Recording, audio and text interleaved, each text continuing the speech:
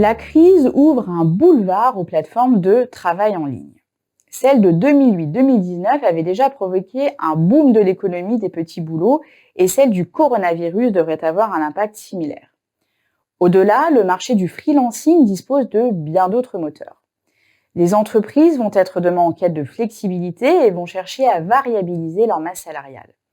L'essor du télétravail, s'il se confirme, jouera également sur le boom du freelancing. Qu'on le veuille ou non, le télétravail contribue à faciliter l'externalisation, voire la délocalisation des emplois qualifiés, y compris les fonctions de management. Enfin, le boom du freelancing repose sur des moteurs socio-démographiques.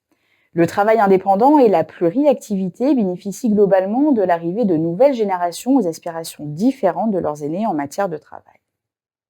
Mais déjà, un risque de bulle se profile.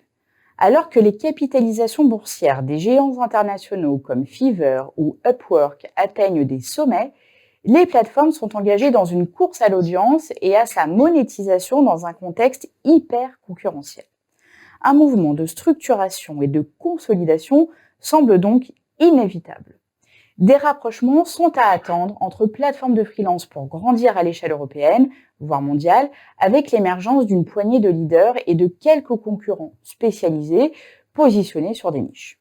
C'est le scénario déjà à l'œuvre dans le monde anglo-saxon avec Upwork, Fiverr ou Freelancer et que Malte souhaite reproduire à l'échelle européenne. Les groupes de portage salarial comme freelance.com pourraient eux aussi jouer les consolidateurs. Quant à LinkedIn, il s'apprêterait à frapper fort en développant une nouvelle solution de mise en relation accompagnée d'un système de paiement.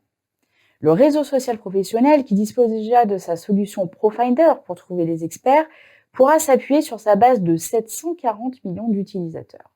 De quoi bousculer des leaders comme Upwork ou Malte. Dans ce contexte, les plateformes de travail en ligne sont confrontées à plusieurs enjeux pour se faire une place.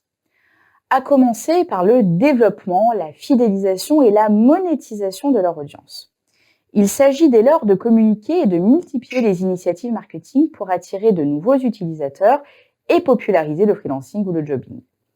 Les plateformes doivent aussi se différencier par rapport aux formes de travail alternatives comme le portage salarial ou l'intérim, même si des modèles hybrides existent. Pour renforcer leur proposition de valeur, les acteurs insistent sur l'aspect communautaire et poursuivent le développement de leur écosystème de partenaires pour proposer des prestations connexes à leurs utilisateurs.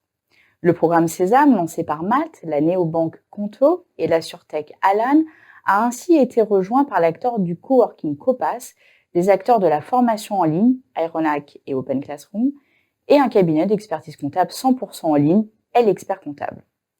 Certains font également évoluer leur positionnement marché en recentrant ou en élargissant leur cible du point de vue des clients, grands comptes, PME, des travailleurs, CDI, CDD, ou encore des secteurs d'activité ou des métiers visés.